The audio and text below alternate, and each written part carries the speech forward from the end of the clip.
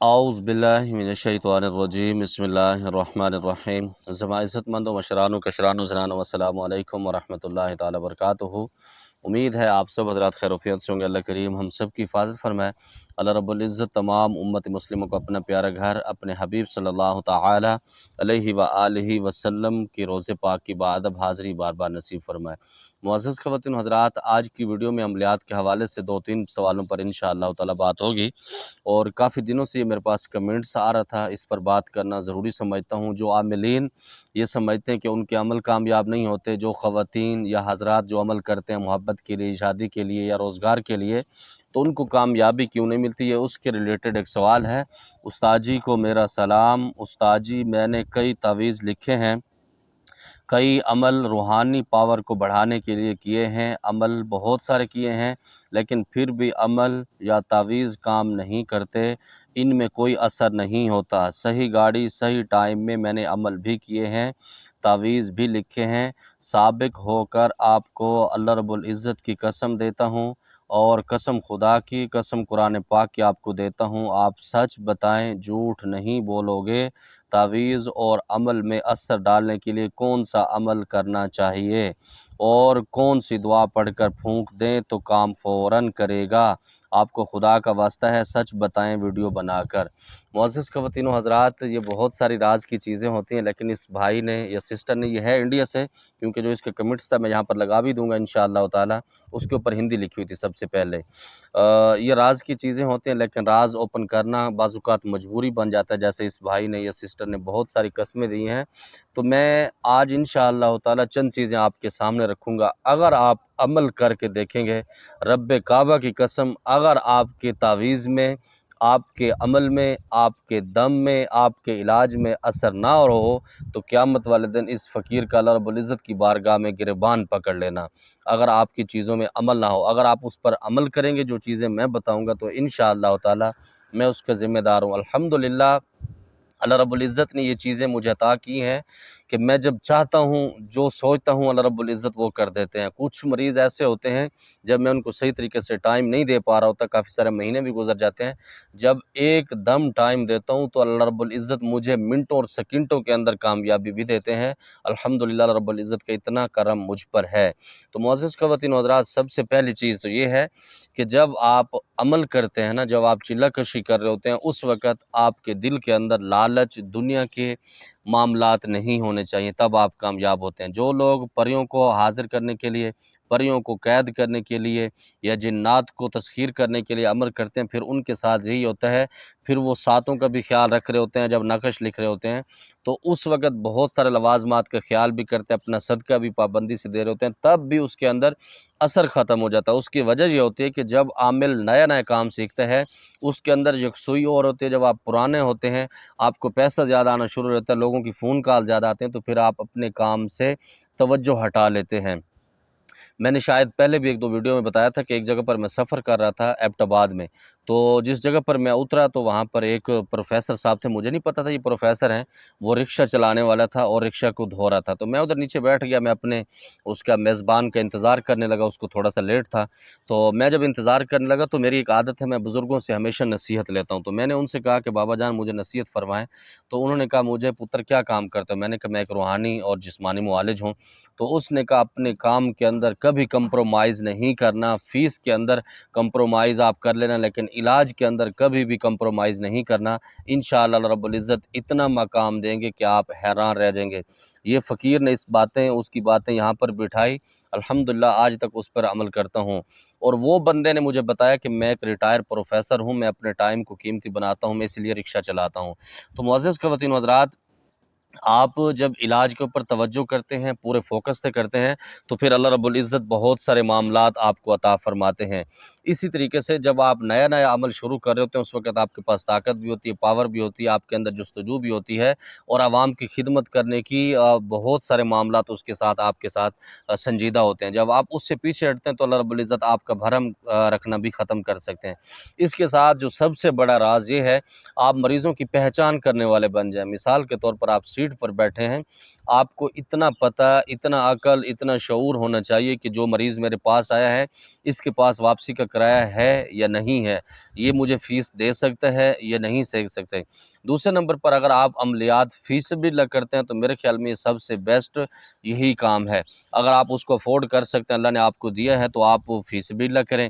हाँ, कुछ लोग ऐसे होते हैं जिनसे पैसे लेना बहुत ज़्यादा ज़रूरी होता है, तो उस वक़्त आपने मरीज़ों की पहचान करनी है कि ये बंदा मुझे फ़ीस दे सकता है या नहीं दे सकता।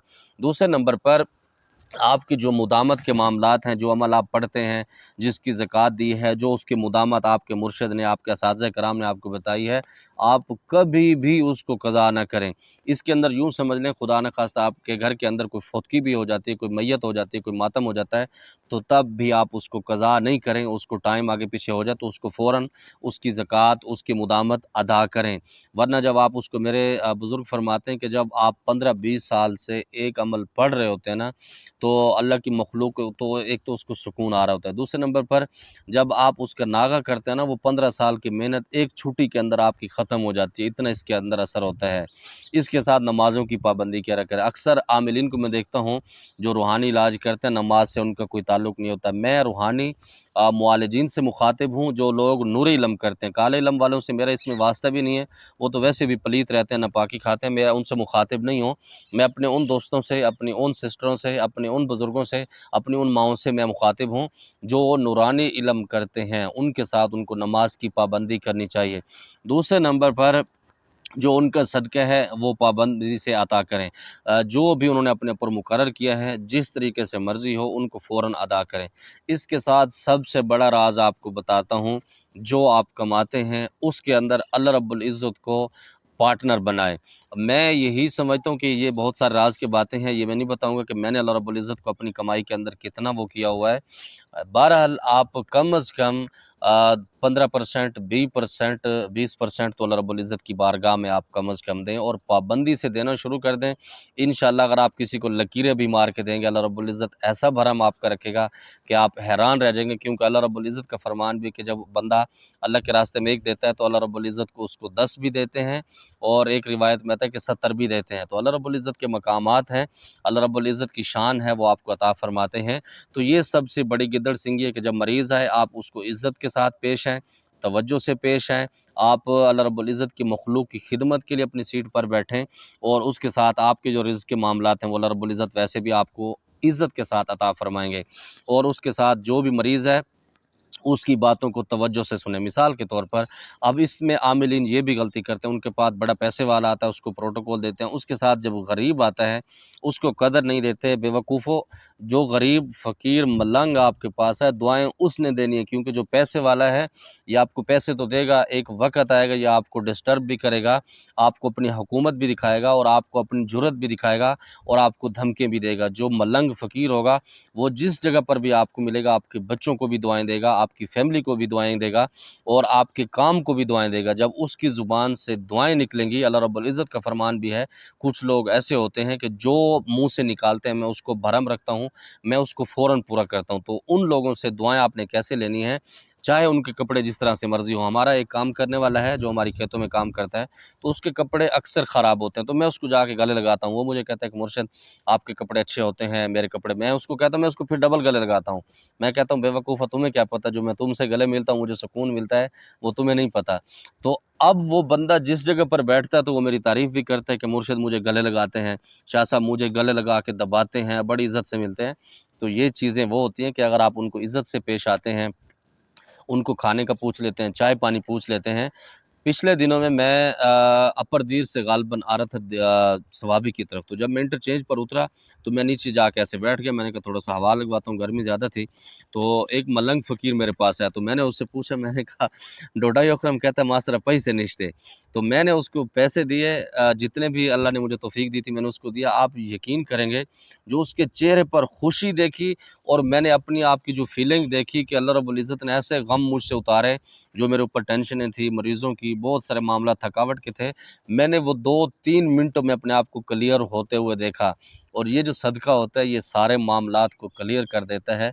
तो बस यही एक गुर है, अल्लाह रब्बुल इज़्ज़त को पार्टनर बनाएँ, توجہ سے پابندی کے ساتھ دیں۔ یہ نہیں کہ آپ نے 20% طے کیا، 100 میں سے آپ 20 روپے تو دے دیں گے، 1000 کے اندر 200 روپے دینے آپ کو مصیبت نظر آتے ہیں کہ یار یہ میں نے کمائے ہیں، یہ میری قابلیت ہے۔ نہیں، آپ پابندی سے دیں، کر کے دیکھیں، انشاءاللہ اگر آپ کے عمل کے اندر، آپ کے تعویذوں کے اندر اثر نہ ہو تو قیامت اس فقیر کا گریبان پکڑ لینا۔ دوسرے نمبر پر آپ عملیات کو فقیری ٹائپ میں کیا کریں تو بہت سارے معاملات آپ کے کلیئر ہوں گے۔ جب آپ اس کو نخروں کے ساتھ جب آپ کہتے ہیں کہ یہ میں اس ساتوں میں یہ تعویذ لکھوں گا، اس ٹائم میں لکھوں گا تو کامیاب ہوگا، دا ٹول بکواس دے۔